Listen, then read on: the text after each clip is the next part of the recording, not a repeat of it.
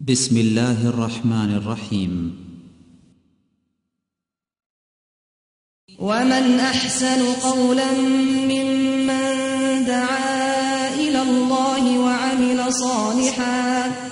وعمل صالحا وقال إنني من المسلمين.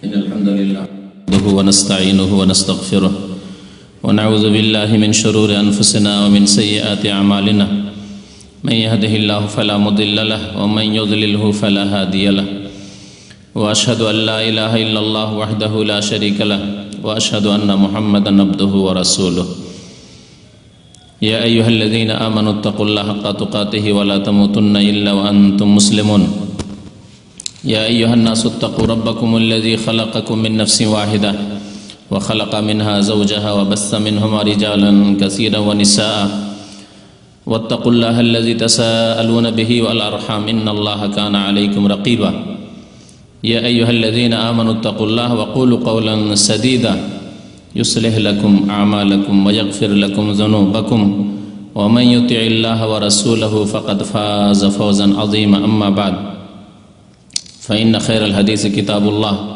وخير الهدي هدي محمد صلى الله عليه وسلم وشر الأمور محدثاتها وكل محدثة بدعة وكل بدعة ضلالة وكل ضلالة في النار. أعوذ بالله من الشيطان الرجيم. بسم الله الرحمن الرحيم. إن عدة الشهور عند الله 12 شهرا في كتاب الله يوم خلق السماوات والأرض منها 4 حرم ذلك الدين القيم. মহান আল্লাহর সমস্ত প্রশংসা যে আল্লাহ পাক রব্বুল আলামিন আমাদেরকে সৃষ্টি করেছেন এবং আমাদের এই পৃথিবীতে হায়াত দান করেছেন, হায়াতের পরে মওত নির্ধারিত করেছেন। এই হায়াত এবং মওতের যে আল্লাহ পাক নীতিমালা তৈরি করেছেন, যার জন্য আল্লাহ পাক রব্বুল আলামিন জামানা সৃষ্টি করেছেন। এই জামানা আসে আর সামনে দিয়ে অতিবাহিত হয়ে চলে যায়। এই সময়গুলিকে আল্লাহ পাক রব্বুল আলামিন বছরে মাসে ভাগ করেছেন। এটি আল্লাহ পাক রব্বুল আলামিনের ভাগ। মহান আল্লাহ ইরশাদ করেছেন সূরা তাওবার আয়াত নম্বর 36, ইন্না ইদ্দাতাশ শুহুরি ইনদাল্লাহি 12 শাহরান ফি কিতাবিল্লাহ। নিশ্চয় মাসের সংখ্যা আল্লাহ পাক রব্বুল আলামিনের বিধানে হচ্ছে 12টি। এই 12 মাস আল্লাহ পাক রব্বুল আলামিন আমাদেরকে দান করেছেন। এই 12 মাস হচ্ছে ইসলামিক মাস, আরবি মাস, যা মুহররম থেকে শুরু হয় আর জিলহজ মাসে শেষ হয়ে যায়। এই হচ্ছে আমাদের প্রত্যেক মুসলিমের মাস এবং বছর। এছাড়া অন্যান্য মাস কেউ যদি প্রয়োজনে, আবশ্যক হলে, জরুরি হলে ব্যবহার করে তাহলে তো চলতে পারে, কিন্তু সেই মাসগুলি জানবে, সেই বছরগুলি জানবে আর নিজের ইসলামিক মাস জানলো না, ইসলামিক বছর জানলো না, এটি কোনো মুসলিমের জন্য জায়েজ নয়। বরং এটি হচ্ছে আল্লাহর শত্রুদের সাথে মিত্রতার একটি লক্ষণ, যে আপনি নিজের মাসের খোঁজ খবর রাখেন না আর অন্যান্য মাসের ভালো হিসাব নিকাশ আপনি জানেন। তো আল্লাহ পাক রব্বুল আলামিন এই মাস, এই সময়গুলি দিয়েছেন, যেগুলি অতিবাহিত হচ্ছে তার মাধ্যমে আমাদের বয়সগুলি অতিবাহিত হয়ে যাচ্ছে। আর এমন একটি সময় আসবে প্রত্যেকের ওপর যখন পৃথিবী থেকে বিদায় নেবেন। কামিয়াব ওই ব্যক্তি, সফলকাম ওই ব্যক্তি, যে ব্যক্তি এই সময়গুলিকে সৎ কাজে লাগালো, ঈমান এবং নেক আমলে লাগাইলো। আল্লাহ পাক রব্বুল আলামিন তাই সূরা আসরে বলেছেন প্রত্যেক মানুষ ক্ষতিগ্রস্ত, তবে কে ক্ষতিগ্রস্ত নয়? যারা মুমিন হয়ে, ইমানদার হয়ে, আল্লাহর প্রতি বিশ্বাসী হয়ে, আল্লাহ পাক যা কিছু বিশ্বাস করতে বলেছেন তার প্রতি বিশ্বাসী হয়ে সৎকর্মশীল হল, আমিলুস সলিহাত, এবং সেই দিকে আহ্বান করলো, সেই পথে ধৈর্য ধারণ করলো। আল্লাহ পাক যেন সেই দলে আমাদেরকে সামিল হওয়ার তৌফিক দান করেন। দরুদ ও সালাম নাযিল হোক প্রিয় নবী মুহাম্মদ রাসূলুল্লাহ সাল্লাল্লাহু আলাইহি ওয়াসাল্লামের প্রতি, যিনি বিদায় হজে যখন আরাফার মাঠে ভাষণ দিয়েছিলেন তখন এই বছর এই মাসগুলি সম্পর্কে বলেছিলেন। সাহাবায়ে কেরামদেরকে জিজ্ঞাসা করে যে তোমরা জানো কি, আতাদরুন আইয়ু ইয়াউমিন হাযা আইয়ু শাহরিন হাযা, তোমরা কি জানো যে এটি কোন দিন কোন মাস? এই প্রশ্নগুলি করেছিলেন এবং বলেছিলেন যে জামানার আবর্তন বিবর্তনে আবার সেই জামানা আপন অবস্থায় ফিরে এসেছে। এই কথাটি বলেছিলেন। রহস্য এই ছিল যে জাহিলি যুগের মুশরিকরা, কুরাইশরা, আরবরা নিজের খেয়াল খুশি মাসকে পরিবর্তন করে দিত। 4টি মাস যেহেতু তাদের কাছে সম্মানিত ছিল, মুহররম, জিলকাদা, জিলহিজ্জা, মুহররম এবং রজব, এই 4টি মাস সম্মানিত ছিল। যখন তাদেরকে যুদ্ধ লড়াই করতে হইতো এই মাসগুলিতে করবে না, কিন্তু যখন বাধ্য হয়ে যেত না করতেই হবে, তখন ওই মাসের নাম পরিবর্তন করে অন্য মাসে রেখে দিত। রজবের লড়াই করে রজবের বিনিময়ে অন্য মাসে তারা হারাম মাস বলে পালন করে নিল। নবী করিম সাল্লাল্লাহু আলাইহি ওয়াসাল্লাম সতর্ক করেছেন এবং বলেছেন যে জামানার আবর্তন বিবর্তনে আবার সঠিক রূপে এই মাসগুলি ফিরে এসেছে। এই মাস হচ্ছে 12টি মাস, যে মাস শুরু হয় মুহররম থেকে আর শেষ হয়ে যায় জিলহজ মাসে। আল্লাহ পাক ইরশাদ করেছেন এই বিধান হচ্ছে খুব প্রাচীন বিধান। ইয়াউমা খালাকাস সামাওয়াতি ওয়াল আরদ, যেদিন আল্লাহ পাক রব্বুল আলামিন আসমান জমিনকে সৃষ্টি করেছেন সেই দিন থেকেই মাসের সংখ্যা হচ্ছে 12 মাস। ইন্না ইদ্দাতাশ শুহুরি ইনদাল্লাহি 12 শাহরান ফি কিতাবিল্লাহ, নিশ্চয় মাসের সংখ্যা আল্লাহর বিধানে, আল্লাহর কিতাবে অর্থাৎ আল্লাহর বিধানে 12। ইয়াউমা খালাকাস সামাওয়াতি ওয়াল আরদ, যেই দিন থেকে আল্লাহ পাক আসমান জমিন সৃষ্টি করেছেন, মিনহা আরবাতুন হুরুম, তার মধ্যে 12টি মাস হচ্ছে সম্মানিত মাস প্রাচীন যুগ থেকে। 4টি মাস, এই 12 মাসের মধ্যে 4টি মাস হচ্ছে সম্মানিত মাস, মিনহা আরবাতুন হুরুম, যে মাসগুলির কথা বললাম। তো এই মাসগুলি শুরু হয়েছে এই মুহররম মাস দিয়ে। আজকে দ্বিতীয় মুহররম 1430 হিজরি, গত একদিন আগেই বলতেন 1429 হিজরি, শেষ হয়ে গেছে 1430 হিজরি শুরু হয়েছে। এখানে যে বিষয়টি বড় শিখার বিষয় এবং নিজের মধ্যে পরিবর্তন নিয়ে আসার বিষয় তা হচ্ছে যে নতুন বছর শুরু হলে ব্যবসায়ীরা নিজের ব্যবসাকে উন্নত করার চেষ্টা করে, হালখাতা করে আমাদের দেশে। আপনি একজন মুমিন, আল্লাহ আপনাকে তাঁর ইবাদত বন্দেগীর জন্য সৃষ্টি করেছেন। আপনি আপনার গত বছরের খাতায় যে ভুলভ্রান্তি হয়েছে, অন্যায় হয়েছে, জুলম হয়েছে, তা থেকে তওবা করে পাক পবিত্র হয়ে আপনার নতুন খাতা খুলুন, যেই খাতায় একমাত্র নেকি লেখা হবে, যাতে গুনাহ না লেখা হয়। আর যদি কখনো ভুল হয়ে যায় অনিচ্ছাকৃত বা শয়তানি ফেরেবে পড়ে, শয়তানের ভাঁওতাই পড়ে যদি কখনো ভুল হয়ে যায়, সাথে সাথে তওবা করতে হবে, এই প্রতিজ্ঞা আল্লাহর কাছে করুন। আল্লাহ পাক যেন আমাদেরকে তৌফিক দান করেন। আল্লাহ পাক আমাদেরকে যেন সংশোধনের জীবন গড়ে তোলার তৌফিক দান করেন, আমিন। আজকের বিষয়বস্তু এই মুহররম মাস সম্পর্কে। মুহররম মাসে আমাদের করণীয় কিছু আছে কিনা, বিশেষ করে মুহররম মাসের 10 তারিখ, যেই 10 তারিখকে আরবি ভাষায় আশুরা বলা হয়, এই আশুরা সম্পর্কে সুন্নতি কাজও রয়েছে আর বিদাতিরা বিদাতি কাজও চালু করেছে। ইসলাম যেমন মধ্যপন্থা, আল্লাহ পাক কোরআনে কারীমে ইসলামকে মধ্যপন্থা বলে উল্লেখ করেছেন, ওয়া কাযালিকা জাআলনাকুম উম্মাতান ওয়াসাতা, এইরকমই তোমাদেরকে আমি মধ্যপন্থী উম্মত জাতি করে সৃষ্টি করেছি। তাহলে ইসলাম হচ্ছে মধ্যপন্থা আর মুসলিম উম্মাহ, মুসলিম জাতি হচ্ছে মধ্যপন্থী জাতি। একদিকে বাড়াবাড়ি রয়েছে আর একদিকে ঘাটতি ত্রুটি রয়েছে। বাড়াবাড়ি, সীমালঙ্ঘন এবং ঘাটতি ত্রুটির মাঝখানে হচ্ছে ইসলাম। ইহুদি ইজম আর খ্রিস্টানিজম। শিরক কুফরিগুলি ডানে বামে রয়েছে, ভ্রান্ত পথগুলি, আর মধ্যপন্থা হচ্ছে ইসলাম। মুসলিম উম্মাহ হচ্ছে মধ্যপন্থী। ওয়া কাযালিকা জাআলনাকুম উম্মাতান ওয়াসাতা। ওই রকমই মনে রাখবেন যে আহলে সুন্নাত ওয়াল জামাত কোরআন এবং হাদিসের সহি অর্থে, আজকালকার বিকৃত অর্থে নয়। কারণ ভারত, বাংলাদেশ, পাকিস্তানের প্রেক্ষাপটে বলতে হলে আজকাল যারা সবচাইতে বেশি কবর মাজার পূজা করে, আল্লাহ ছাড়া অন্যকে সেজদা করে, যারা আল্লাহ ছাড়া অন্যের জন্য জবাই করে, যারা কবর পাকা করে কবরওয়ালার কাছে ওই মৃত ব্যক্তিকে জীবিত মনে করে এবং এমন শক্তিশালী মনে করে যে আল্লাহর সমস্ত ক্ষমতা তাদেরকে দিয়ে দেওয়া হয়েছে, সুতরাং তাদের কাছ থেকে সব কিছু চাই। তারা নিজের একটি সুন্দর নাম রেখেছে, এই নামটি আহলে সুন্নাত ওয়াল জামাত। সুন্নি বলে নিজেদেরকে, আর সুন্নি মানে কবর পূজারী। ওসব দেশে সুন্নি ওরাই বলে যারা নিজেরা কবর পূজারী। আসলে তারা এই সুন্নি নাম বা আহলে সুন্নাত ওয়াল জামাত নামের হকদার নয়। আহলে সুন্নাত ওয়াল জামাত তারাই যারা কোরআন সুন্নাহর অনুসারী এবং সাহাবায়ে কেরামের দল জামাতের অনুসারী।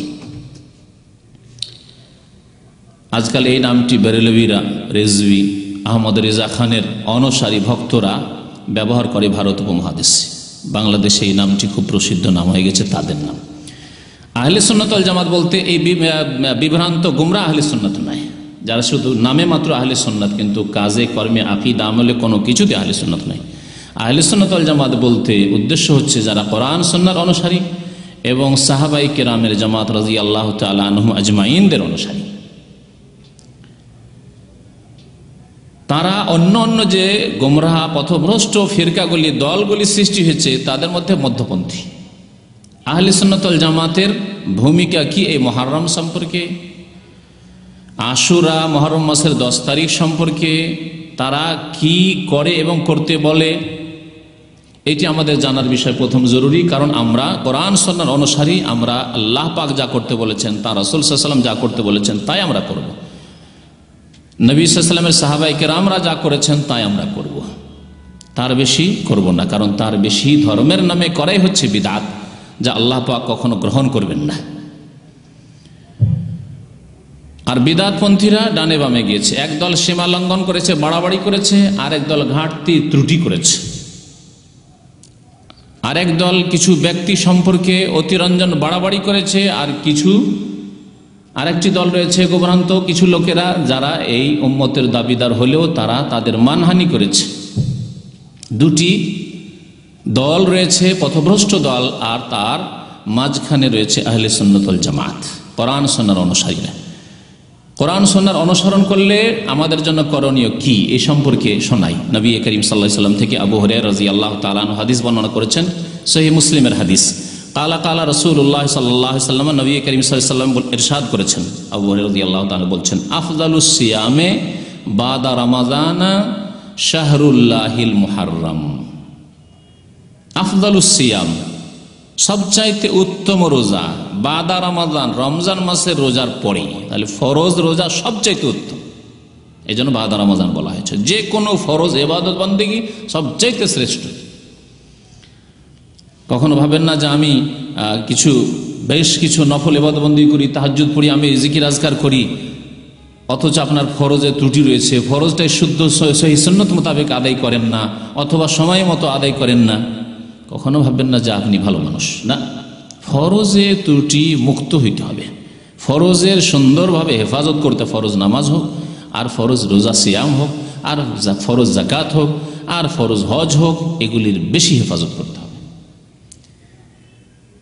তো সবচাইতে উত্তম রোজা হচ্ছে আফজালুস সিয়াম, রমজান মাসের পরে বাদা রমজান, শাহরুল্লাহিল মুহাররম, আল্লাহর মুহাররম মাস। প্রথম কথা নবী সাল্লাল্লাহু আলাইহি ওয়াসাল্লাম শাহরুল আল্লাহর মাস, সেই মাসের শ্রেষ্ঠত্ব বা ফজিলত দেখানোর জন্য। সারা পৃথিবী আল্লাহর, কিন্তু কাবা ঘরকে কি বলা হয়? বাইতুল্লাহ, আল্লাহর ঘর বলা হয়। সারা পৃথিবী আল্লাহ, সারা পৃথিবীর সব কিছুই, ঘর বাড়ি সব কিছু আল্লাহর, সমস্ত মসজিদ আল্লাহর, কিন্তু বাইতুল্লাহকে, কাবা ঘরকেই শুধু বাইতুল্লাহ কেন বলা হয়? তার সম্মানের জন্য, তার গুরুত্ব দেখানোর জন্য। ওই রকমই নবী করিম সাল্লাল্লাহু আলাইহি ওয়াসাল্লাম মুহররম মাস সম্পর্কে বলে শাহরুল্লাহ, অত সমস্ত মাস আল্লাহ, সফরও আল্লাহ, রবিউল আউয়ালও আল্লাহ, জিলহজ জিলকাদা সবগুলি আল্লাহ, রমজানও আল্লাহ, শাওয়াল আল্লাহ, সবকিছুর মালিক আল্লাহ পাক রব্বুল আলামিন। শাহরুল্লাহ, আল্লাহর মাস। এই মাসের ফজিলত দেখানোর জন্য বলা হয়েছে, যার নাম হচ্ছে আল মুহাররম। তো মুহররম মাসের রোজা রমজান মাসের রোজার পরে হচ্ছে সবচাইতে উত্তম রোজা। এই রোজার জন্য উৎসাহিত করেছেন নবী করিম সাল্লাল্লাহু আলাইহি সাল্লাম। বিশেষ করে রমজানের রোজা ফরজ হওয়ার আগে পর্যন্ত নবী করিম সাল্লাল্লাহু আলাইহি সাল্লাম সাহাবায়ে কেরামদের আরো গুরুত্ব দিতেন এবং গুরুত্ব সহকারে রোজা রাখতেন। এই হাদিস দ্বারা বোঝা গেল যে মুহররম মাসের রোজা হচ্ছে উত্তম রোজা, সুতরাং মুহররম মাসে রোজা রাখতে হবে।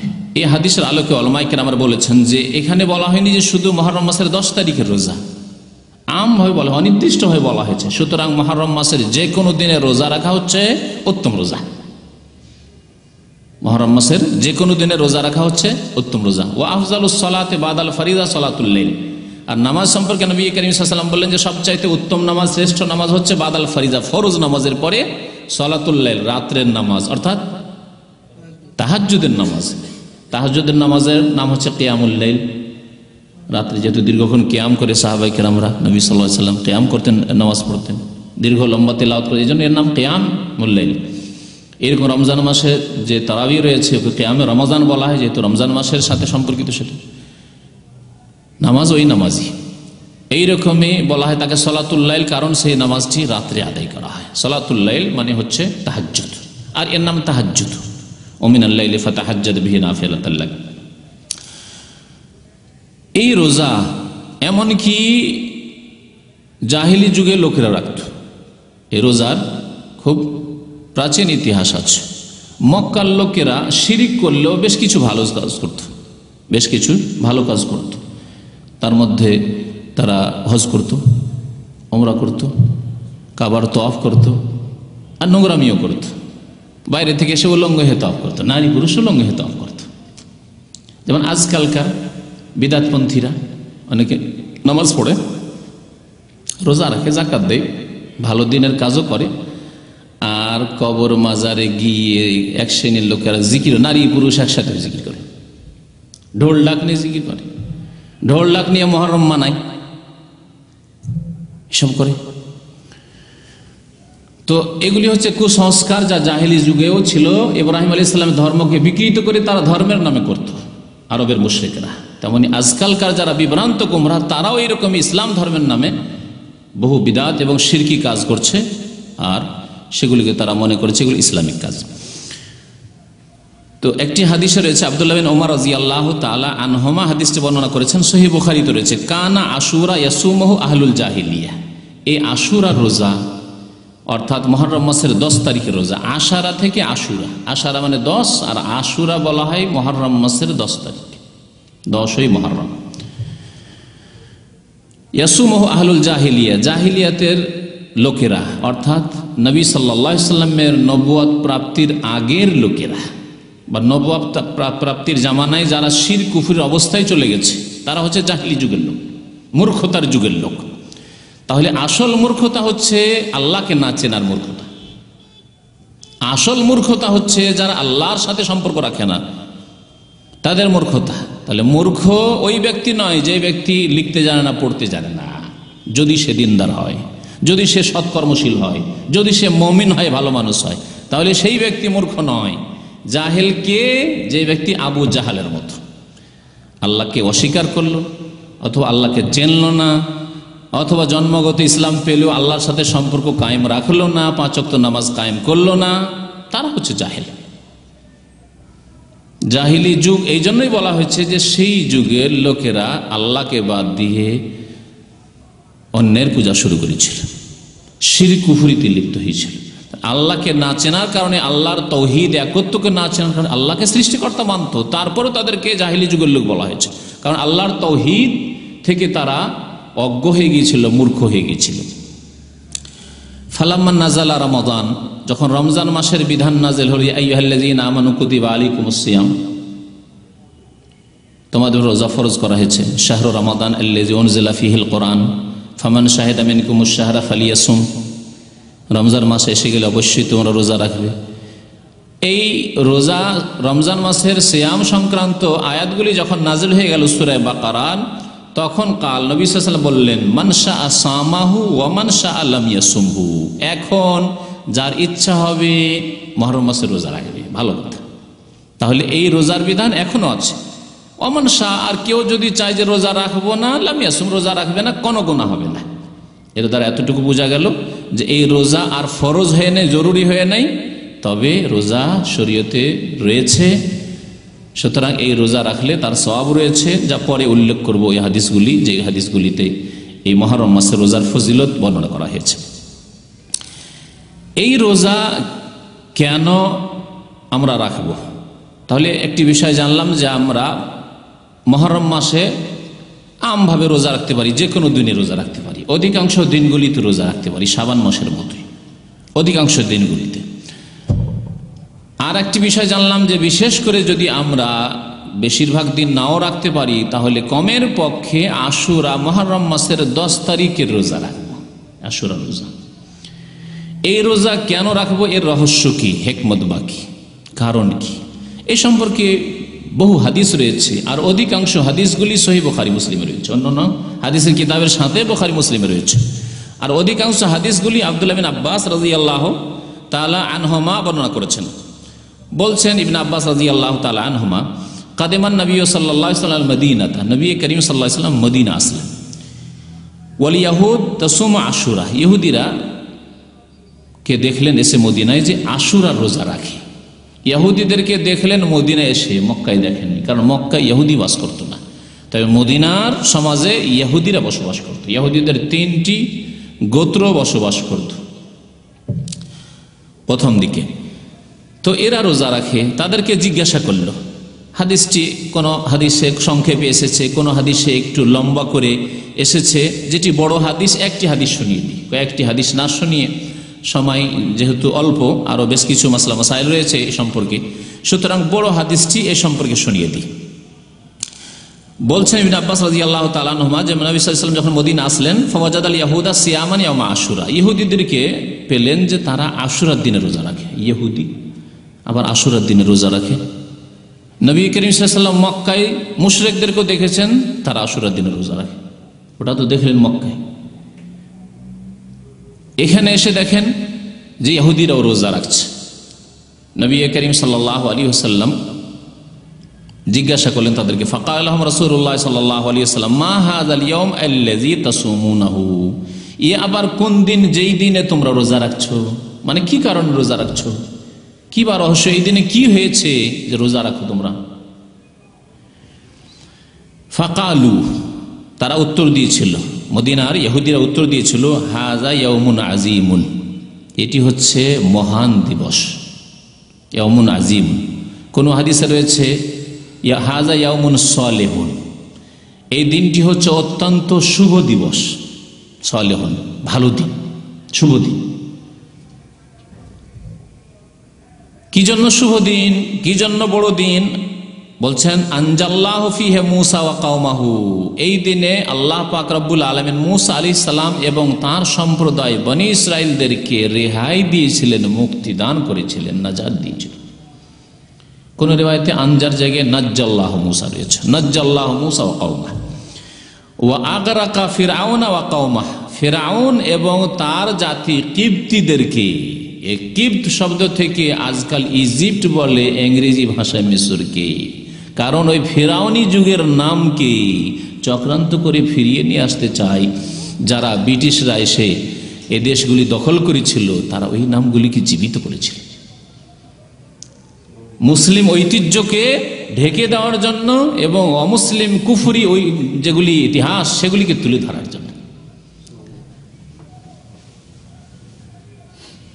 হিন্দকে যেমন এন্ড করলো তারা, ইন্ডিয়া শব্দটি হিন্দ থেকে এসেছে, হিন্দকে হ পড়তে তাদেরকে একটু কষ্ট লাগে, তখন সেটাকে অ করলো, তো কি হয়ে গেল, সেটি হিন্দটা এন্ড হইল, আর ওটাই করে দিল ইন্ডিয়া। যেমন চীনকে চাইনা করছেন, ঠিকই তেমনই কিবতকে তাদের ভারী লাগে করলো কি ইজিপ্ট, এই করল।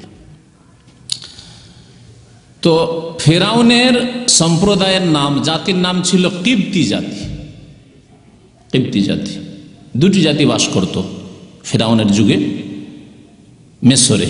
আর একটি জাতি হচ্ছে বনি ইসরাইল, যেই গোত্রে আল্লাহ পাক অসংখ্য নবী পাঠিয়েছেন। বরং ইসরাইল হচ্ছেন কে বলতে পারেন কেউ? আজকালকার ইসরাইল হচ্ছে ইহুদি দেশ, তারা নামটা সুন্দর নিয়েছে, এক নবীর নাম নিয়েছে এই জালেমরা, কিন্তু নামটি কার নাম? ইয়াকুব আলাইহিস সালাম, আল্লাহর নবীর। ইয়াকুব আলাইহিস সালামের পিতা ইসহাক, ইসহাক আলাইহিস সালামের পিতা ইব্রাহিম খলিলুল্লাহ আলাইহিমুস সালাতু ওয়াস সালাম। ইয়াকুব আলাইহিস সালামের ছেলের নাম বলতে পারেন, একজন নবী ছিলেন উনি ইউসুফ আলাইহিস সালাম। ইউসুফ বিন ইয়াকুব বিন ইসহাক বিন ইব্রাহিম। ইব্রাহিম আলাইহিস সালামের এক ছেলে ইসমাইল খলিলুল্লাহ, তিনিও নবী, আর ইসহাকও নবী। তো এই দিনে আল্লাহ পাক রব্বুল মূসা আলাইহিস সালাম এবং তার জাতি হচ্ছেন বনি ইসরাইল, অর্থাৎ ইয়াকুব আলাইহিস সালামের বংশধর। ইয়াকুব আলাইহিস সালামের বংশধর বনি ইসরাইল, আর সেই বংশের নবী হচ্ছেন মূসা আলাইহিস সালাম। তাহলে ইয়াকুব আলাইহিস সালামের পরে, ইব্রাহিম আলাইহিস সালামের পরে এসেছেন মূসা আলাইহিস সালাম। তো মূসা আলাইহিস সালাম তার জাতিকে নিয়ে মনে করলেন যে সুরক্ষিত এলাকায়, হেফাজতের এলাকায় চলে যায়। আর কত জুলম অত্যাচার বরদাস্ত করা যাবে? আর বরদাস্ত করা যায় না। খবর পেয়ে গেল ফেরাউন যে মূসা তার লোকজনকে নিয়ে পালিয়ে যাচ্ছে দেশ থেকে, তাহলে তো এরা হাত ছাড়া হয়ে যাবে। আর এরা গিয়ে নিজে একটু শক্তি অর্জন করে হয়তো যে আমাকে গণক বলেছে কথা তো ঠিকই হবে, তো আমার রাজত্বের পতন ঘটাবে এরা। না, এদেরকে এখানেই সাফ করে দিতে হবে, এখানেই সমূলে বিনাশ করে দিতে হবে। তাড়া করে আসলো, ভোরে ভোরে এসে পৌঁছেছে লোহিত সাগরের কাছে। বাহরে কুলজুম বলা হয় ওটাকে, আরবি ভাষা বা উর্দু ভাষায় খুব প্রসিদ্ধ বাহরে কুলজুম, যার নাম হচ্ছে লোহিত সাগর। পরে বাহরে আহমার হয়েছে ওর নাম, আজকাল ওর নাম হয়েছে বাহরে আহমার, মানে লোহিত সাগর বা রেড সি। আহমার মানে লাল, ওরই প্রাচীন নাম বাহরে কুলজুম ছিল। অনেকে এই ঘটনাটিকে নীল নদের সাথে সম্পর্কিত করে, এটি হচ্ছে ঐতিহাসিক ভুল। নীল নদে এই ঘটনা ঘটেনি, পার হওয়ার ঘটনা আর নদীর রাস্তা শুকিয়ে যাওয়ার ঘটনা, পানি থেমে যাওয়া, এই ঘটনা নীল নদে ঘটেনি। যদিও আমাদের দেশের অধিকাংশ বক্তারা এই ভুল তথ্য বয়ান করে থাকে তাদের ওয়াজে। তো মূসা আলাইহিস সালাম যখন সমুদ্রের কাছে আসলেন, আল্লাহ পাক বলেন আনিযরি বিআসাকাল বাহর, হে মূসা তুমি মারো তোমার লাঠি এই সমুদ্রে। আল্লাহ কি বলেছেন, কি শব্দ বলেছেন? আল বাহার। বাহার মানে কি? সমুদ্র, সাগর। আর নীল নদ, নদকে কি বলা হয়? নাহার বলে। তাহলে এখানেই প্রমাণ করে যে না, নীল নদের ঘটনা নয় এটি। কোরআন বলছে বাহার, আনিযরি বিআসাকাল বাহর, হে মূসা আলাইহিস সালাম তুমি তোমার লাঠি, আসা যে মুজিজাত আল্লাহ লাঠি দিয়েছিলেন, যে লাঠিতে মুজিজা ছিল, সেই লাঠি তুমি মারো। আল্লাহর হুকুম মানলেন। ফানফালাকা ফাকানা কুল্লু ফিরকিন কাত-তাউদিল আযীম, আল্লাহ পাক কোরআন এখানে বলেছেন। এমন ফাটল ধরলো যে দুই দিকে পানি যেমন জমাট ধরা বরফ হয়, আর বরফ জমে গিয়ে উঁচা হয়ে যায়, উঁচা হয়ে গেল একবারে, আর মধ্যখান দিয়ে রাস্তা হয়ে গেল। মুজিজা মূসা আলাইহিস সালাতু সালামের, আল্লাহ পাক নাজাত দিবেন। আল্লাহ পাক মূসা আলাইহিস সালাম বললেন যে আর চিন্তা করার কি আছে, পার হয়ে যাও তুমি তোমার লোকজনকে নিয়ে, মুমিনদেরকে নিয়ে। পার হয়ে পারে চলে গেলেন। ফেরাউন দেখলো রাস্তা তো সাফে আছে, ও তো আর খেয়াল করতে পারেনি যে এখানে আযাবে ইলাহি প্রতীক্ষায় রয়েছে, আল্লাহর আযাব আমার ইন্তজারে আছে, আল্লাহ আমাকে এখানে হালাক করবেন, এখানে আমার রাজত্বের পতন ঘটবে, যেতে হবে না মূসা আলাইহিস সালামকে সেনাবাহিনী নিয়ে মিশরে। এই কথার খবর তো নেই তার কাছে। নেমে পড়েছে সেনাবাহিনী নিয়ে। আল্লাহ পাক বলছেন পানি তোমার কাজ, তুমি করো, তোমার কাজ নিচু ঢালু জায়গা পেলে বহে যাও, তুমি বহে যাও, বইয়ে দাও ওদেরকে। ডুবতে যখন লাগলো তখন ফেরাউন বলল আমানতু আন্নাহু লা ইলাহা ইল্লাল্লাযী আমানাত বিহি বানু ইসরাঈল, আমি সেই সত্তার প্রতি ঈমান নিয়ে আসছি যার প্রতি বনি ইসরাঈল ঈমান নিয়ে এসেছে। আল্লাহ বলছেন আল আনা, এখন এখন আল আনা মানে এখন তওবা দরজা বন্ধ হয়ে গেছে। মওত এবং মওতের পূর্ব লক্ষণ প্রত্যক্ষ করার পরে, দেখে নেওয়ার পরে প্রত্যেক মানুষের, শুধু ফিরআউনের না, প্রত্যেক মানুষের তওবার দরজা বন্ধ হয়ে যায়।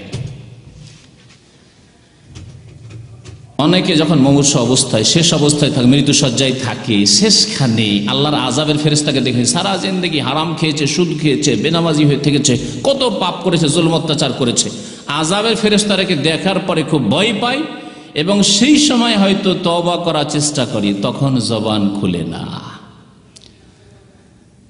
আর জবান খুললেও আল্লাহ পাক কবুল করবেন না আযাবের ফেরেশতাকে দেখে নেওয়ার পরে। আল্লাহ বলছেন আল আনা ওয়াকাদ আসাইতা মিন ক্বাবলু, এর আগে তুমি কত বিরুদ্ধাচরণ করলে, নাফরমানি করলে, ওয়া কুনতা মিনাল মুফসিদিন, আর কত তুমি বিপর্যয়, ফিতনা, ফাসাদ সৃষ্টি করলে। তওবার দরজা বন্ধ হয়ে গেছে। যাই হোক, ঘটনার দিকে আর যাচ্ছি না।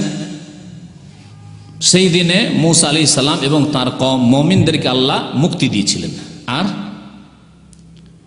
আল্লাহর শত্রু, আল্লাহর দিনের শত্রু, আল্লাহর নবী আম্বিয়াগণের শত্রু ফিরআউন এবং ফিরআউনের জালেম কাফের আল্লাহদ্রোহী সেনাবাহিনী, তাদেরকে আল্লাহ ধ্বংস করেছিলেন। তাহলে এই দিনটি হচ্ছে বিজয় দিবস। যেমন বনি ইসরায়েলদের জন্য, যারা তখনকার মুমিন ছিলেন, আজকালকার মতো জালেম নয়, ধর্মকে বিকৃতকারী নয়, ইহুদি খ্রিস্টানদের মতো, যারা খাঁটি সেই জামানার মুমিন ছিল, যারা আমাদের ভাই, যাদের সাথে আমাদের সম্পর্ক তাদের চাইতে অনেক বেশি, কারণ তারা তাওহীদের উপর ছিল, আল্লাহর একত্বের উপর, এবং আম্বিয়া কেরামের সঠিক দিন মানত, সেই জামানার বনি ইসরাইল, মূসা আলাইহিস সালামের কওম। আর আমরাও তাওহীদের ওপর ইনশাআল্লাহ তাআলা কায়েম রয়েছে। উম্মতে মুসলিমা তাওহীদকে মজবুত করে ধারণ করে রয়েছে। সুতরাং আমাদের সম্পর্ক তাদের সাথে বেশি। যারা আজকাল দাবিদার তাদের অনুসারী হওয়ার, অর্থাৎ ইহুদি খ্রিস্টান, তাদের অনুসারী আসলে নয়। তারা আল্লাহর তাওহীদকে শিরকে রূপান্তরিত করে দিয়েছে, কুফরি করেছে। আল্লাহ বলছেন যে লাম ইয়ালিদ, আল্লাহ পাক রব্বুল আলামিনের কোন সন্তান নেই। তারা বলছে ওয়াকালাতি ইয়াহুদ, ইহুদিরা কি বলল? ওজাইর ইবনুল্লাহ, ওজাইর আল্লাহর পুত্র, সন্তান বানিয়ে দিল, কুফরি করল ইহুদিরা এইভাবে। খ্রিস্টানরা ওয়াকালাতিন নাসারা আল মাসীহ ইবনুল্লাহ, খ্রিস্টানরা বলল যে না, ঈসা মসিহ আল্লাহর পুত্র, কুফরি করে ফেলল। আল্লাহর পুত্র বানানো মানে আল্লাহর সাথে শরীক করে দিল, কারণ পুত্র বাবার সাথে শরীক থাকে। হ্যাঁ, বাবার মালিকানায় শরীক থাকে। তো নবী করিম সাল্লাল্লাহু আলাইহি সাল্লামকে মদিনার ইহুদিরা বলল যে এই দিনে এই ঘটনা ঘটেছে। ফাসামাহু মূসা শুকরান লিল্লাহ, সেই দিনে মূসা আলাইহিস সালাম যখন সমুদ্র পার হয়ে আসলেন, তার কওম মুমিনদেরকে নিয়ে নিজেও রোজা রাখলেন এবং সাথী সঙ্গীদেরকে রোজা রাখালেন। মূসা আলাইহিস সালাম শুকরানা রোজা রেখেছেন। তাহলে শুকরানা রোজা রাখা যেতে পারে, রোজা রেখেছেন, এবং নবী করিম সাল্লাল্লাহু আলাইহি সাল্লাম তা সাব্যস্ত রেখেছেন। ফানাহনু নাসুমহু, ইহুদিরা বলল যে আমরা সেই জন্য রোজা রাখি। এটা মূসা আলাইহিস সালামের আদর্শকে তারা বহাল রেখেছিল, যদিও সেই জামানায় তারা আসল দিনকে বিকৃত করে দিয়েছিল, তাওরাতকে, আল্লাহর নাযিলকৃত কিতাবকে বিকৃত করেছিল, অনেক বিধান তাওহীদকে শিরকে রূপান্তরিত করেছিল, অনেক বিধানকে তারা বিকৃত করেছিল। কিন্তু তাদের এই বিষয়টি ছিল।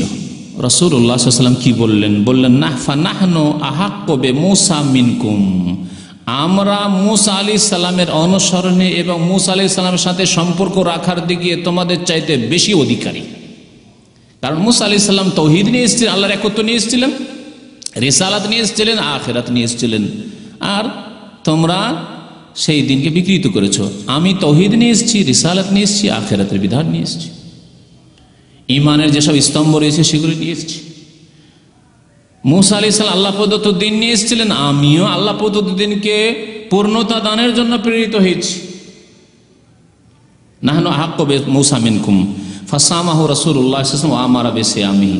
এই কথা শোনার পরে রাসূলুল্লাহ সাল্লাল্লাহু আলাইহি ওয়াসাল্লাম নিজেও রোজা রাখলেন এবং সাহাবায়ে কেরামদেরকেও মদিনায় রোজা রাখার আদেশ দিলেন। এই দিন থেকে আদেশ হলো। তাহলে এই রোজা রাখার রহস্য হচ্ছে যে এই দিন হচ্ছে বিজয় দিবস, খুশির দিবস এবং শুকরানা রোজা। যে আল্লাহ পাক মুমিন বান্দাদেরকে জয়ী করেছেন এবং আল্লাহর শত্রু জালেমদেরকে আল্লাহ ধূলিসাৎ করেছেন, ধ্বংস করেছেন।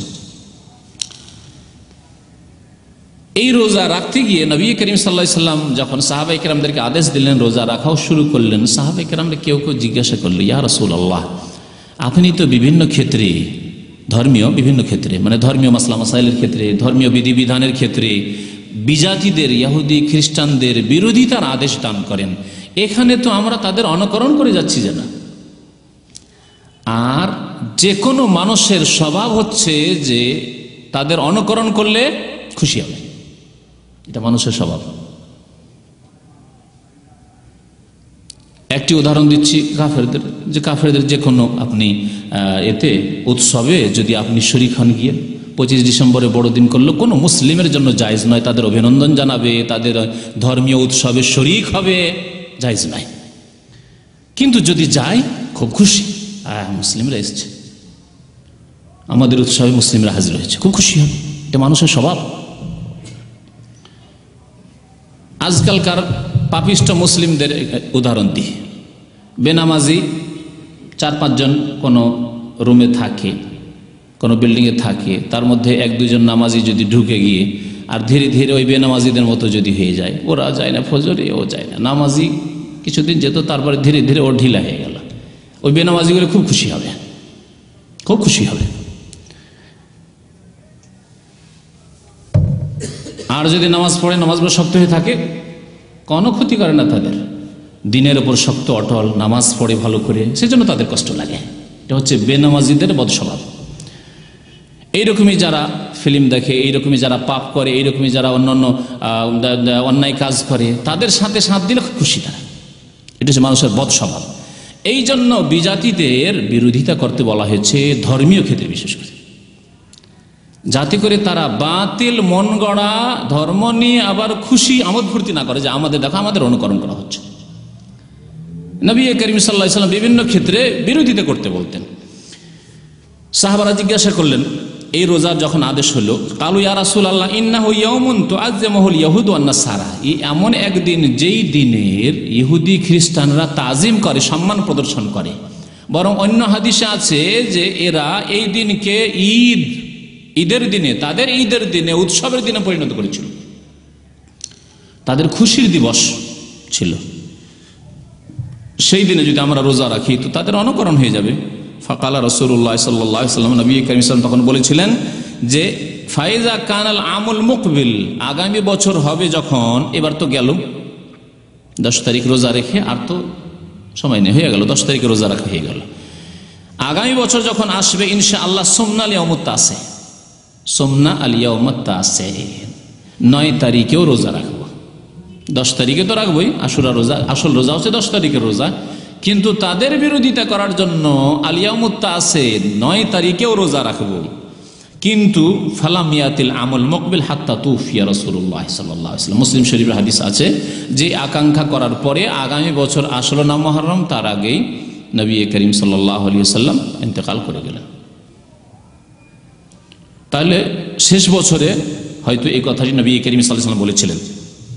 আরেকটি হাদিস রয়েছে মুসলিম শরীফের এই ভাষায়, লাইন বাকিতু ইলা কাবিলিন, আগামী বছর যদি আমি বাকি থাকি, মানে বেঁচে থাকি, আগামী বছর যদি আমি বেঁচে থাকি, লা আসুমান্না তাসে, তাহলে অবশ্যই আমি 9 তারিখে রোজা রাখবো। কেউ কেউ এর ভুল অর্থ করেছে, হচ্ছে 10 তারিখে রাখবো না, আমি 9 তারিখে রাখবো না, এই অর্থ নয়, 10-এর সাথে 9 রাখবো, 10 তো আছেই, কারণ আসল রোজা তো সেটি।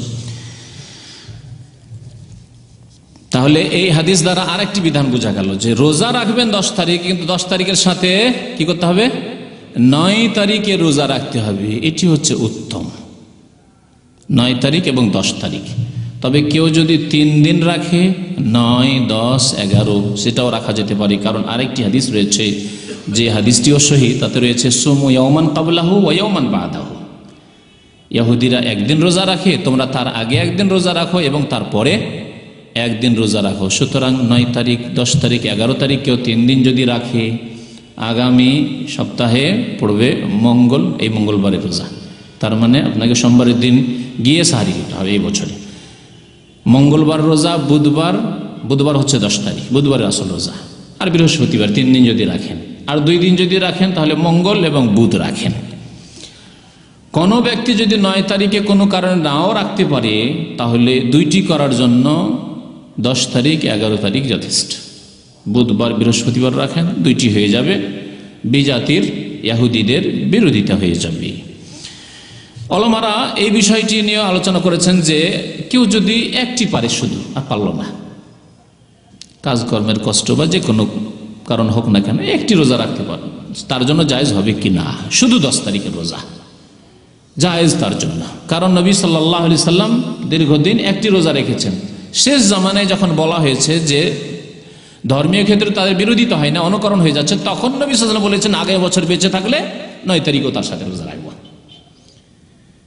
নবী করিম সাল্লাল্লাহু আলাইহি ওয়াসাল্লাম নিশ্চয়ই এরকম কোনো নাজায়েজ কাজ তাহলে করেননি। তাহলে একটি রোজাও কেউ যদি রাখে জায়েজ রয়েছে, তবে অধিকাংশ উলামায়ে কেরামের নিকটে অপছন্দনীয় একটি রোজা রাখা জায়েজ রয়েছে।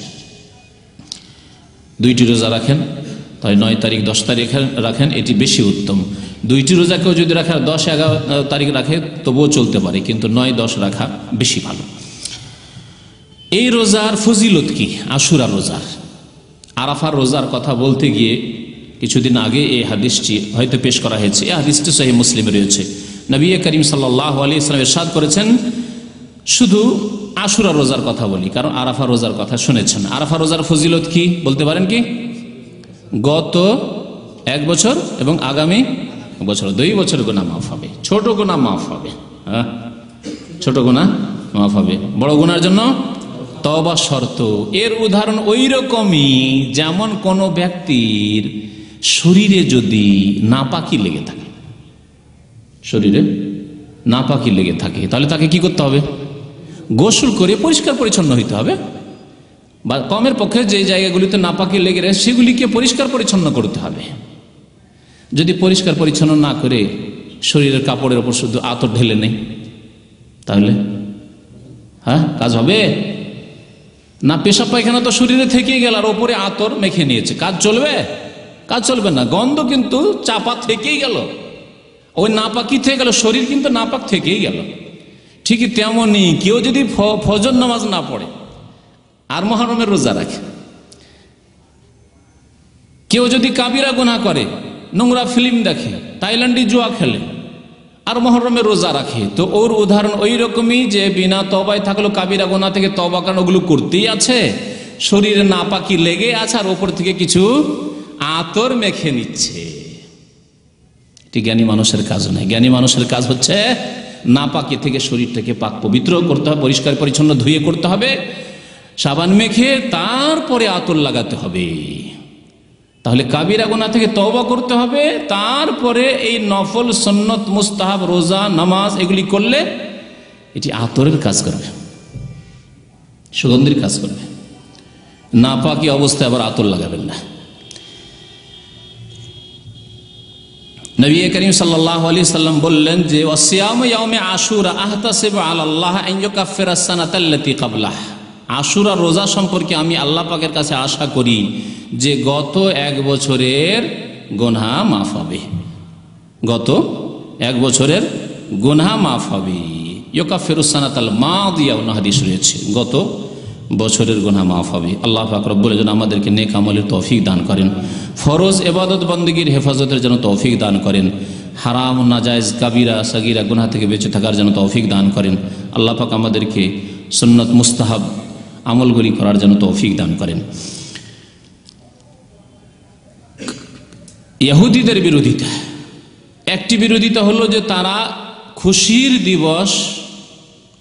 দিবস সে তারা কি করত? একটি রোজা রাখত, শুকরানা তারা একটি রোজা রাখত। আমরা কি বিরোধিতা করলাম? 2টি রোজা রাখলাম, 9 তারিখ 10 তারিখ বা 10 তারিখ 11 তারিখ রোজা রেখে বিরোধিতা করলাম। আর একটি বিরোধিতা হচ্ছে অন্য দিক দিয়ে, সেটা হচ্ছে যে তারা সেটিকে ঈদের দিন মনে করত, উৎসবের দিন মনে করত। আর ইসলামে আমাদের বিধান হচ্ছে ঈদের দিনে রোজা রাখা হারাম। ঈদুল ফিতর, ঈদুল আজহা রোজা রাখা জায়েজ নয়। আমরা এই দিনে আশুরায় মুহররমের 10 তারিখে রোজা রাখলাম এবং তাদেরকে জানিয়ে দিলাম দেখো আমাদের ঈদের দিন নয়, কারণ আমাদের শরীয়তে ঈদের দিনে রোজা রাখা জায়েজ না, আমরা রোজা রাখলাম। তোমাদের এই দিক দিয়েও বিরোধিতা করলাম। তাই একটি হাদিসে রয়েছে কানা আহলু খাইবার, খাইবারে ইহুদিরা বসবাস করতো, ইহুদিদের কেল্লা ছিল, এখনো ভাঙাচোরা হয়ে আছে। খাইবার একবার দেখতে গিয়েছিলাম এক জামানায়। তো ইহুদিদের বসবাস ছিল এই খাইবারে। ইয়াসুমুনা ইয়াউমা আশুরা, তারা আশুরা রোজা রাখতো। ইয়াত্তাখিজুনা ঈদান, এবং এই দিনকে তারা ঈদ মনে করত, ঈদ মনে করত। আমরা ঈদ মনে করি না, সেই জন্য রোজা রাখি, এইভাবেও তাদের বিরোধিতা করি। নবী করিম সাল্লাল্লাহু আলাইহি ওয়াসাল্লাম ফাকালা রাসূলুল্লাহ সুমুহু আনতুম, তোমরা রোজা রাখো, রোজা রাখার মাধ্যমে তাদের বিরোধিতা করো। মুসলিম শরীফের হাদিস। এই ছিল তাহলে সুন্নতি আমল এই মুহররম মাস সম্পর্কে। তাহলে আমাদের করণীয় কি জানতে পারলাম? মুহররম মাসে আমভাবে যত বেশি রোজা রাখতে পারেন ভালো কথা, একটি বিষয়। যদি তা না হয় তো কমের পক্ষে আশুরার রোজা রাখেন, তার সাথে 9 তারিখ 10 তারিখ রাখেন, বা 9 তারিখ 10 তারিখ 11 তারিখ রাখেন, হয়ে গেল। এছাড়া এমন কোনো কাজ আমাদের শরীয়তে নেই আহলে সুন্নাত ওয়াল জামাতের নিকট। হানাফি, শাফি, মালিকি, হাম্বলি, আহলে হাদিস সবার নিকটে এর বেশি কোনো কাজ নেই। কিন্তু ভারত, বাংলাদেশে, পাকিস্তানে হানাফি মজহাবের নামে এই বেরলভিরা, বিদাতপন্থীরা, বিভিন্ন ফিরকাগুলি, এরা বহু রকমের বিদাতি কাজ করে, বহু রকমের বিদাতি কাজ করে। সবগুলি বিদাতি কাজ তারা নিয়েছে শিয়াদের থেকে। ভালো করে শুনে রাখেন, কোন সুন্নি যে মজহাবগুলির কথা বললাম, কোন মজহাবের বিধান নয় সেগুলি, কোন মজহাবের ফিকার কিতাবে নেই সবগুলি। তারা নিজেদেরকে হানাফি বলে, যেমন ভারত, বাংলাদেশ, পাকিস্তানের কথা বলছে, নিজেদেরকে হানাফি বলে বেরেলভিরা, আর তারা কাজগুলি করে সবগুলি শিয়াদের কাজ। সেগুলি হচ্ছে শোক করা, মাতম করা, লাঠি খেলা, তাজিয়া করা, ওই তাজিয়ার মধ্যে জাল নকল হুসেন রাদিয়াল্লাহু তাআলা আনহুর কবর তৈরি করা, আর তার থেকে বরকত হাসিল করা, আর সেখানে ছোট ছোট বাচ্চাদেরকে নিয়ে গিয়ে তাবারুক হাসিল করা, তারপরে আপনার মুড়কি ছিটানো, সেখানে ওইসব তাবারুক হাসিল করে, পয়সা ছিটা, এগুলি চোখে দেখেছি। একবার জিন্দগিতে তাদের তাজিয়া যে তৈরি করে মিনারের মতো করে, দেখার জন্য গিয়েছিলাম দীর্ঘদিন আগে, ছাত্র জামার কথা বলছি, যে দেখি তারা কি করে। তো এগুলি জিনিস চোখে দেখেছি তাদের। তো এইসব শিরক এবং বিদাত করে তারা সুন্নি মজহাবের নামে, তরিকার নামে, অথচ না কোরআনে রয়েছে, না হাদিসে রয়েছে, না সুন্নি মজহাব গুলিতে রয়েছে। এগুলো এসেছে গোমরাহদের থেকে, আর সুন্নিদের মধ্যে যারা গোমরাহ হয়েছে, শিরক বিদাতের শিকার হয়েছে, তাদের মধ্যে এসে ঢুকেছে। তার মধ্যে একটি বিদাত হচ্ছে মাতম করা, শোক করা। শোক করা কতদিন পর্যন্ত জায়েজ? যে কোনো মানুষের পর 3 দিনের বেশি শোক করা জায়েজ নয়। তবে একজনের উপর শোক করা যায় একটু বেশি, সে কে? স্বামীর উপর। স্বামীর উপর স্ত্রী শোক করতে পারবে কতদিন? 4 মাস 10 দিন। আল্লাহ পাক কোরআনে কারীমে ইরশাদ করেছেন, হ্যাঁ, ওয়াল্লাযীনা ইতাওয়াফাউনা মিনকুম ওয়া ইয়াযারুনা আজওয়াজান ইয়াতারাব্বাসনা বিআনফুসিহিন্না 4 আশহুরিন ওয়া 10। ওয়াল্লাযীনা ইতাওয়াফাউনা মিনকুম, তোমাদের মধ্যে যারা ইন্তেকাল করে যাবে, ওয়া ইয়াযারুনা আজওয়াজান, এবং স্ত্রী ছেড়ে যাবে, ইয়াতারাব্বাসনা বিআনফুসিহিন্না, তারা অপেক্ষা করবে, বিবাহ শাদী করতে পারবে না, ভালো ভালো কাপড় পরবে না, অলংকার গ্রহণ করবে না। ইয়াতারাব্বাসনা বিআনফুসিহিন্না 4 আশহুরিন, 4 মাস, ওয়া 10 10 দিন। এই 4 মাস 10 দিনকে বলা হয় ইদ্দত, বিধবার ইদ্দত বলা হয়। কোরআনে কারীমে আল্লাহ পাক উল্লেখ করেছেন, এই ইদ্দতের যে 4 মাস 10 দিন রয়েছে, বিধবা নিজ স্বামীর জন্য এই দিনগুলিতে শোক করতে পারে। শোক করা মানে অলংকার ছেড়ে দেওয়া, ভালো কাপড় না পরা, এগুলি খাবার দাবার করবে, কাজকর্ম প্রয়োজনে করবে। উম্মে হাবিবা রাদিয়াল্লাহু তাআলা আনহা, নবী করিম সাল্লাল্লাহু আলাইহি সাল্লামের জাওজায়ে মুহতারাম, উম্মুল মুমিনিন, মুমিনদের মাতা, উম্মে হাবিবা বিনতে আবু সুফিয়ান রাদিয়াল্লাহু তাআলা আনহর মেয়ে, মুআবিয়া রাদিয়াল্লাহু তাআলা আনহর বোন, বলছেন, কালাত সামিআতু রাসূলুল্লাহ সাল্লাল্লাহু আলাইহি ওয়াসাল্লাম, আল্লাহ রাসূল সাল্লাল্লাহু আলাইহি ওয়াসাল্লামের কাছে শুনেছি, লা ইয়াহিল্লু লিইমরাআতিন, কোন মহিলার জন্য জায়েজ নয়, মহিলার জন্যই জায়েজ নয়। তাহলে পুরুষের জন্য কি করে জায়েজ হবে? তুমিনু বিল্লাহি ওয়াল ইয়াউমিল আখির, যেই মহিলা, যেই নারী আল্লাহর প্রতি ঈমান রাখে আর পরকালের প্রতি বিশ্বাস রাখে, তহিদ্দু আলা মাইয়াতিন, কোন মৃত ব্যক্তির ওপর শোক প্রকাশ করবে, ইহদাদ মানে শোক প্রকাশ করা, ফাওকা সালাসিন 3 দিনের বেশি। তাহলে 3 দিনের বেশি কোন মানুষের জন্য শোক প্রকাশ করা জায়েজ নয়, ইল্লা আলা যাওজিন, তবে স্বামীর ওপর। আর বাত আশরি ওয়াশরা, স্বামীর ওপর 4 মাস 10 দিন শোক করবে, তারপর নয়। আমাদের দেশের বিধবা মহিলারা সারা জীবন ওই সাদা কাপড় পরবে, হ্যাঁ সারা জীবন, আর নাকে গলায় কানে কিছুই দেবে না, যেহেতু বিধবা হয়ে গেছে। এটা কোত্থেকে আসলো আল্লাহ ভালো জানে। হতে পারে হিন্দুদের, কারণ হিন্দুদের মধ্যে বিধবা আর বিয়ে করবেন না। বিধবা মানে তুই স্বামীকে রাক্ষস নিয়ে খেয়ে নিয়েছিস আর তুই আবার বিবাহ করবি, আরেকটা খাবি, এটি হচ্ছে হিন্দু ধর্ম। ওখান থেকে এসেছে। আর এই বিধবা নারীর বিবাহ নেই, অমুসলিম প্রথা, হিন্দুয়ানা প্রথা, কুপ্রথা। এই প্রথাকে ওঠাবার জন্য ভারতে একটি আন্দোলন চালিয়েছিলেন শাহ ইসমাইল শহীদ রহমতুল্লাহ আলাইহি এবং সৈয়দ আহমদ শহীদ, যারা বালাকোটে শহীদ হয়েছিলেন শিখ এবং ইংরেজদের বিরুদ্ধে লড়াই করতে গিয়ে, জিহাদ করতে গিয়ে। তাদের ইতিহাস আছে, পড়বেন, বাংলা ভাষায় বেশ কিছু এরকম কিতাব আছে তাদের জীবনের উপর, সেগুলি পড়লে ঈমান তাজা হবে। তো তিনি শুধু তাওহীদের দাওয়াত দিয়েছেন আর ইংরেজদের বিরুদ্ধে জিহাদের দাওয়াত দিয়েছেন এমন নয়, তিনি সমাজের প্রত্যেকটি ক্ষেত্রে সংস্কারমূলক কাজ করেছেন। তার মধ্যে একটি ছিল যে মুসলিম বিধবাদের গ্রামে গ্রামে গিয়ে খোঁজ করে বিবাহের ব্যবস্থা করা, হিন্দুদের কুপ্রথাকে মুসলিম সমাজ থেকে উঠানো, উৎখাত করা। এই কাজগুলি করে গেছেন তারা আজকে থেকে প্রায় 150 বছর আগে। তো বেশি হচ্ছে, 1831-এ শাহাদাত হয়েছে সৈয়দ আহমদ শহীদ, শাহ ইসমাইল শহীদ রহমতুল্লাহ আলাইহি। তো যাই হোক, হিসাব করে নেন, বেশি একটু হয়। নবী করিম সাল্লাল্লাহু আলাইহি ওয়াসাল্লাম তাহলে কি বললেন? শোক প্রকাশ করা কারো ওপর 3 দিনের বেশি জায়েজ নয়। কারো ওপর বলা হয়েছে, স্বামী ছাড়া। তাহলে তাদের মধ্যে শ্রেষ্ঠ ব্যক্তি হচ্ছেন মুহাম্মদুর রাসূলুল্লাহ সাল্লাল্লাহু আলাইহি ওয়াসাল্লাম। আল্লাহর নবীর জন্য শোক করা যাবে। 12 রবিউল আউয়ালে নবী সাল্লাল্লাহু আলাইহি ওয়াসাল্লাম ইন্তেকাল হয়েছে, শোক করবেন? হ্যাঁ, বিদআতপন্থীরা শোক করে না, খুশি করে। হ্যাঁ, জন্মবার্ষিকী পালন করে। কি করে জায়েজ? যদি সেই দিনে মৃত্যু হয়, সেই দিনেই যদি জন্ম হয়, খুশিটা বেশি বেড়ে গেল নাকি? হ্যাঁ, আপনার বাড়িতে যদি ছেলের বিবাহ থাকে আর ওই দিনে আপনার মায়ের ইন্তেকাল হয়ে যায়, তো ছেলের বিবাহ বা আপনার বিবাহর কোনো খুশি থাকবে? কোনো খুশি থাকবে না। তাহলে কি করে এই বিদআতপন্থীরা যারা মিলাদ করে, জন্মবার্ষিকী পালন করে 12 রবিউল আউয়ালে, সেই দিনে নবীর ইন্তেকাল আর সেই দিনেই জন্ম, কি করে তারা খুশি করে? জন্মবার্ষিকীর ঈদে মিলাদুন নবী করে, খুশি প্রকাশ করে আল্লাহ রাসূল ইন্তেকালের দিনে। ইসলামে তাহলে জন্মবার্ষিকী পালন করা, মিলাদ পালন করাও নেই, আর মৃত্যুবার্ষিকী পালন করা নেই, এসব নেই।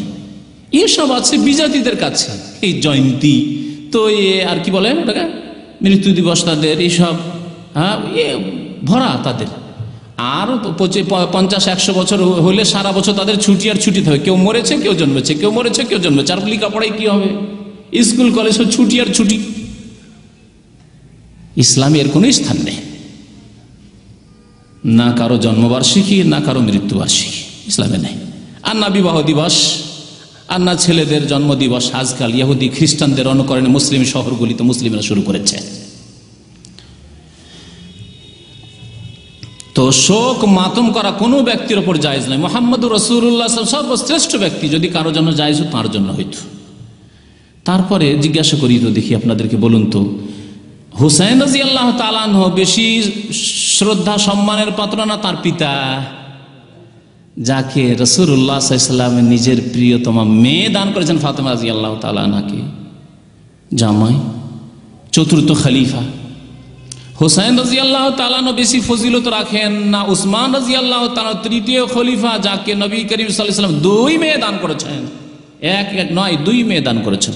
আমাদের সমাজে একটি মেয়ে দেওয়ার পরে ওই জামাই যদি ভালো না হয় আর আল্লাহ না করে মেয়ে মারা যায়, তো কখনো তাকে দেবে না। দেবে? জামাই ভালো না হইলে আর না হলে কোনো রকম ভালো তবু দেবে না। খুব ভালো না হইলে দ্বিতীয় মেয়ে দেবে না সহজে, অত সহজে দেবে না। নবী করিম সাল্লাল্লাহু আলাইহি ওয়াসাল্লাম 1 মেয়ে নয়, 2 মেয়ে, রুকাইয়া, তারপর উম্মে কুলসুম, 2 মেয়ে দিয়েছেন। তার শাহাদাত কত মর্মান্তিক শাহাদাত। কিভাবে তার উপর জুলম অত্যাচার করা হয়েছে জালেমদের পক্ষ থেকে, তার কেন শোক করা হয় না? বিদাতিরা তার কেন শোক করে না? এই সুন্নি বেরেলভী বিদাতিরা আর একদল বিদাতিরা যাদের অনুকরণে এই বিদাতিরা শুরু করেছে, কেন শোক করছেন তার জন্য? ওমর রাদিয়াল্লাহু তাআলা আনহু শাহাদাত বরণ করলেন ফজরের নামাজের অবস্থায়, কেন তার জন্য শোক পালন করা হচ্ছে না? তার জন্য কেন মাতম করা হচ্ছে না? রহস্য আছে, শয়তান গোমরাহ করেছে, নতুন ধর্ম তৈরি করা হয়েছে, ইসলামের কোনো স্থান নেই। ইসলামে যদি স্থান থাকতো তাহলে প্রথম থেকে শুরু হতো। মুহাম্মদ রাসূলুল্লাহর শোক দিবস, আবু বকর সিদ্দিক রাদিয়াল্লাহু ইন্তেকালের শোক দিবস, ওমর রাদিয়াল্লাহু ইন্তেকালের শোক দিবস, উসমান রাদিয়াল্লাহু ইন্তেকালের শোক দিবস, আলী রাদিয়াল্লাহু ইন্তেকালের শাহাদাতের শোক দিবস, তারপরে আপনার হাসান রাদিয়াল্লাহু তাআলা আনহুর শাহাদাতের শোক দিবস। তিনিও শহীদ, আপন ভাই হাসান হোসেন, আপন ভাই হাসান রাদিয়াল্লাহু তাআলা আনহুকে বিষ দিয়ে শহীদ করা হলো, তার জন্য কেন শোক পালন করা হয় না? ইসলামে শোক পালনের কোনো স্থান নেই 3 দিনের পরে কারোর জন্য।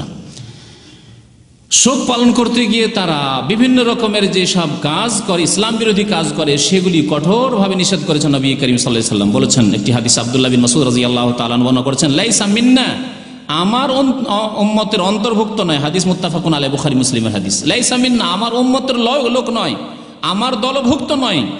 মান লাতামাল খুদুদা, মান জারাবাল খুদুদা, অন্য রিওয়ায়াতে রয়েছে, যারা গাল চাপড়ায়, গালে মারে, মাতম করে।